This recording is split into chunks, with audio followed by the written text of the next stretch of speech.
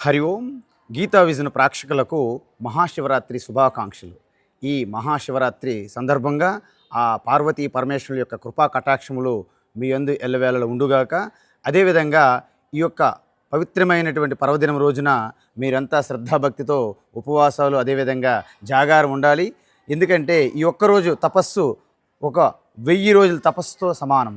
కాబట్టి వేరు వేరు అనేక రకమైనటువంటి సినిమాలు షికారులు కాకుండా కేవలము ఆ పరమాత్మ చింతనతో మీరు పూర్తి స్థాయిలో ఈ యొక్క రాత్రంతా కూడా జాగారంలో గడిపి ఆ యొక్క పరమాత్మ యొక్క కృపా కటాక్షము పూర్తిగా మీరు పొందాలి.